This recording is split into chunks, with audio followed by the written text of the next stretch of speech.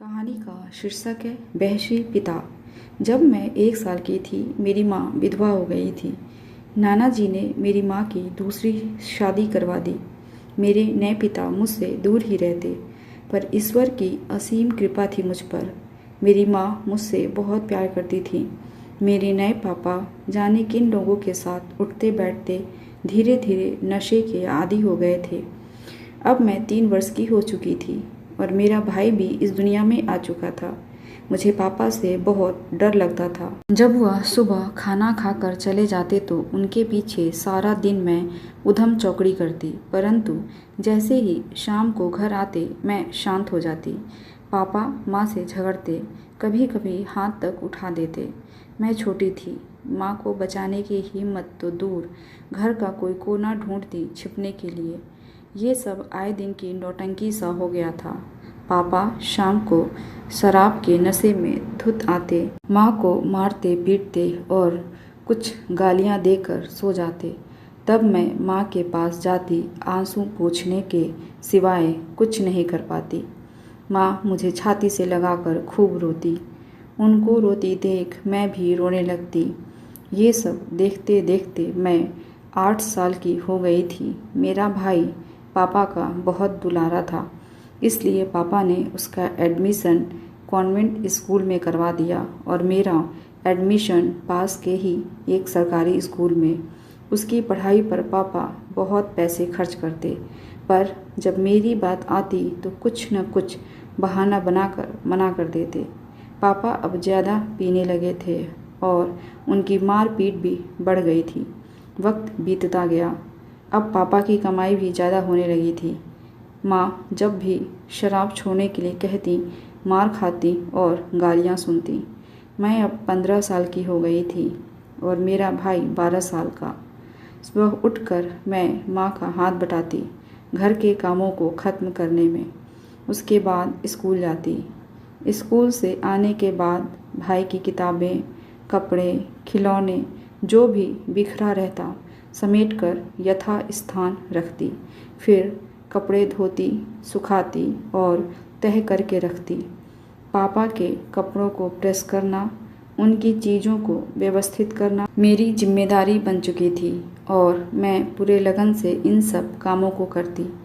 जब भाई स्कूल से आता तो उसके लिए नहाने का पानी रखना, खाना परोसना, ये सब मैं पूरी आत्मीयता से करती। शाम को सोमू दोस्तों के संग बाहर चला जाता और पापा के घर आने से पहले लौट आता।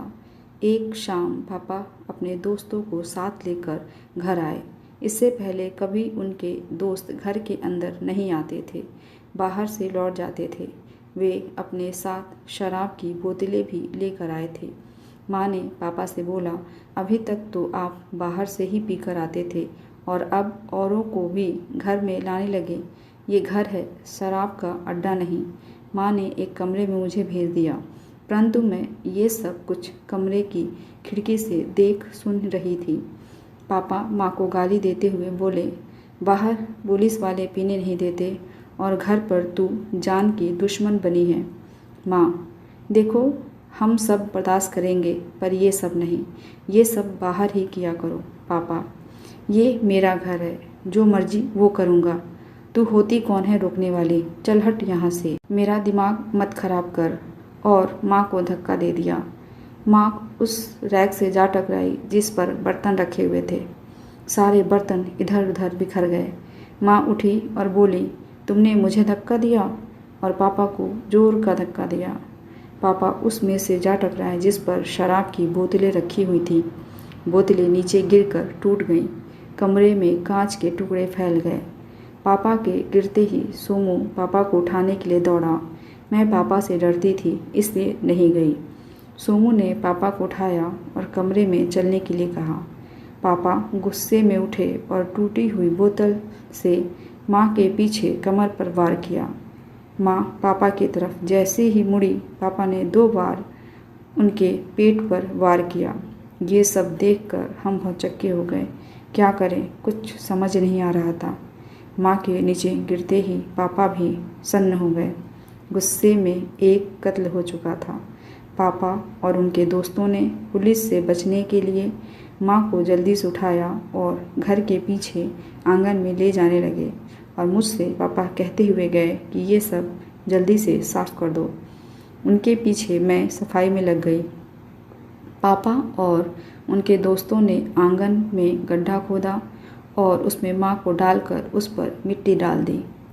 मैं रो रही थी। मेरे लिए यकीन कर पाना भी मुश्किल हो रहा था। जो माँ चंद घंटे पहले हमारे साथ थी, अब हमारे बीच नहीं रही। काश ये सब बुरा सपना हो और माँ एक आवाज़ दे, मैं उन्हें सीने से लगा लूँगी, लेकिन मैं कभी नहीं मिल पाऊँगी। उनकी कमी पूरी ज़िंदगी खलेगी। मैं अब किससे बात करूँगी? कौन अब मेरे साथ में रहेगा? रात बहुत हो चुकी थी। सोमू सो गया था और मैं उसके बगल में लेटी सोच रही थी कि अब भाई और पापा के सिवा मेरा इस दुनिया में कौन है। अगर पुलिस ने पापा को पकड़ लिया तो हमारा क्या होगा? यही सब सोचते सोचते कब नींद आ गई पता ही नहीं चला। सुबह उठी तो सोमू स्कूल जा चुका था।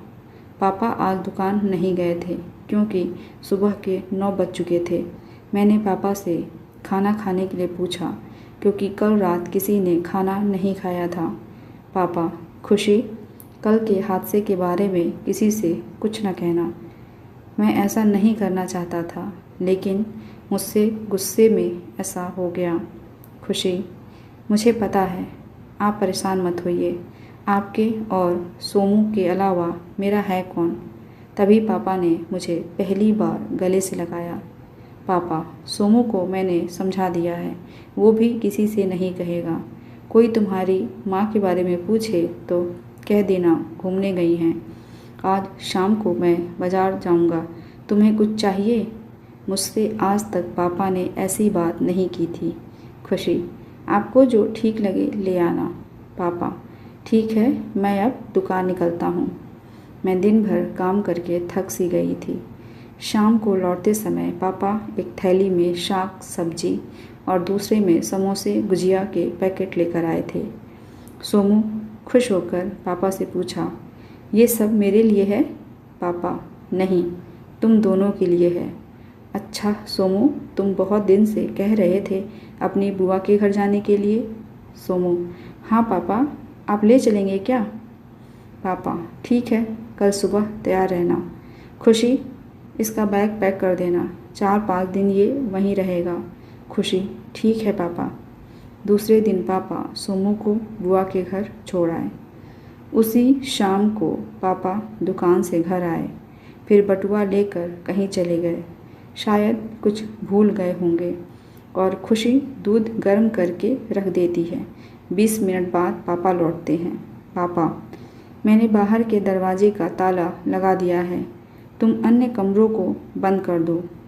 एक पैकेट देते हुए बोले, नहाकर इन्हें पहन लेना।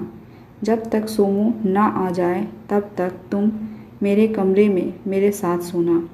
तुम अकेली डरोगी, समझ गई? खुशी, जी। फिर पैकेट लेकर नहाने गई। नहाने के बाद जब पैकेट खोलकर देखा तो पाश्चात्य कपड़े थे, छोटे छोटे। मैं हैरान थी देखकर, लेकिन जैसा कि पापा ने कहा था पहन लिए।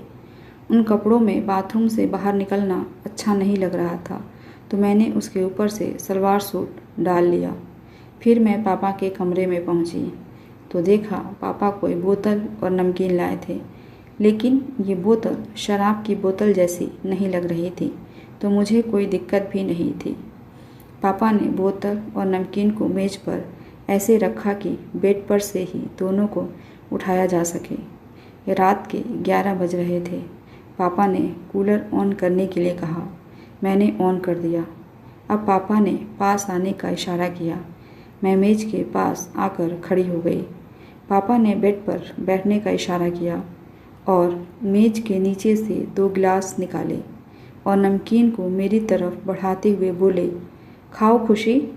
मैंने नमकीन खाई। वो काफ़ी चटपटी थी, तो मैं पानी पीने के लिए उठी, लेकिन पापा ने एक गिलास मुझे पकड़ा दिया। मैंने गिलास लेकर चखने के भाव से पिया। वो कुछ कड़वा सा था और मेरा मुंह भी जल रहा था, तो झट से पूरा गिलास पी गई। मैंने नमकीन न खाने का फैसला किया और पापा से कहा, ये बहुत तीखा है। पापा ने फिर से गिलास आधा भर दिया और मुझे रसोई घर से चीनी लेकर आने को कहा। मैं थोड़ी देर में चीनी लेकर आ गई, लेकिन लौटने पर देखा तो गिलास पूरा भरा हुआ था। पापा ने चीनी मेरे गिलास में डाल दिया और चम्मच से हिलाकर थोड़ा डांटते हुए बोले, जल्दी से ख़त्म करो। तो मैंने झट से पीकर ख़त्म किया। पापा खड़े हो गए और बोले, चलो खुशी, थोड़ी देर छत पर चलते हैं। मैं अब तक थक गई थी, नींद भी बहुत आ रही थी। बावजूद पापा के भय से मैंने हाँ में सिर हिला दिया और हम छत पर आ गए। मेरे पेट में जलन हो रही थी, लेकिन मैंने पापा से कुछ कहा नहीं। छत पर पापा इधर उधर टहलते रहे, पर मैं एक किनारे खड़ी रही। थकान और नींद ने मुझे निढाल कर दिया था और अब मुझे थोड़ा चक्कर भी आ रहा था। खड़े रहने की हालत में मैं अब नहीं थी। सिर में दर्द होने लगा था, पसीना भी आ रहा था। मैं छत पर ही बैठ गई। मेरे कपड़ों पर धूल लग गई थी, लेकिन इस समय इससे ज़्यादा ताकत नहीं बची थी मेरे शरीर में। अजीब सी हालत हो रही थी। तभी पापा की नज़र मुझ पर पड़ी। उन्होंने मुझे देखा और मुझसे बोले, चलो नीचे चलते हैं। मैं नीचे जाने के लिए खड़ी होने की कोशिश करने लगी और पूरी ताकत से जैसे तैसे खड़ी हुई, लेकिन मेरे पैर लड़खड़ा रहे थे और मुझे मदहोशी सी छा रही थी। मैं सीढ़ी का दरवाज़ा बंद करने के लिए भी वहाँ नहीं रुकी। पापा ने आते समय दरवाज़ा लगा दिया था। तभी मुझे लगा कि मुझे टॉयलेट जाना चाहिए। अब हर कदम भारी लग रहा था और अपनी हालत भी नहीं बता सकती थी, लेकिन जैसे तैसे टॉयलेट जाकर आ गई पापा के कमरे में। तब तक पापा अपने कपड़े उतारकर बनियाइन और कच्छे में लेट गए बेड पर। ज्यों ही मैं लेटने के लिए बेड पर बैठने वाली थी, पापा ने कहा, तुम्हारा कपड़ा गंदा हो गया है, इन्हें निकाल कर एक किनारे रख दो। अब मेरी ऐसी हालत नहीं थी कि दोबारा बाथरूम में जाकर कपड़े बदल सकूं। मैंने पापा से कहा, मेरी तबीयत ठीक नहीं लग रही है, मैं बाथरूम में नहीं जा सकती। पापा ने कहा, कोई बात नहीं, तुम रुको, मैं उतार देता हूँ। मैंने दोनों हाथ ऊपर किए। पापा ने कुर्ता उतार दिया। मैं सलवार का नाड़ा भी नहीं खोल पा रही थी। पापा ने कहा, मैं कर देता हूँ। फिर पापा ने मेरे कपड़ों को एक ओर रख दिया और बोले, तुम सो जाओ। अब मेरे शरीर पर पापा के लाए हुए पाश्चात्य कपड़े ही थे। मैं बेड पर लेट गई। पापा ने धीमी रोशनी वाला बल्ब जला दिया। मैं अब तक काफ़ी थक चुकी थी। मैं सो गई, पर अभी नींद कच्ची थी और पेट में जलन भी। तभी पापा ने बनियान भी उतार दी और लेट गए। मेरे चेहरे और माथे पर धीरे धीरे हाथ फिराने लगे। पापा, अरे खुशी, तुम्हें तो बहुत पसीना आ रहा है, चलो ये कपड़े भी निकाल दो। चलो बैठ जाओ। खुशी, नहीं, मुझे सोना है, मैंने आलस भरे स्वर में कहा। डर से मेरी धड़कनें बढ़ने लगी। पापा, चलो ठीक है, तुम नहीं उठना चाहती, नहीं सही, उस तरफ करवट लो, मैं निकाल दूंगा। फिर तुम्हें पूरे बदन में हवा लगेगी और आराम मिलेगा। चलो मुड़ो। पापा के आवाज़ में कठोरता थी। मैं पापा को गुस्सा नहीं दिलाना चाहती थी, इसलिए करवट ले ली। खुशी कुछ ही महीनों में 16 की होने वाली थी। खुशी का पिता खुशी को हवस भरी निगाहों से देख रहा था। अपनी पत्नी के रहते वो ऐसे घिनौने काम को पूरा नहीं कर सकता था। इसी कारण पहले अपनी पत्नी का कत्ल कर दिया और अब खुशी अपने पिता के साथ उनके बिस्तर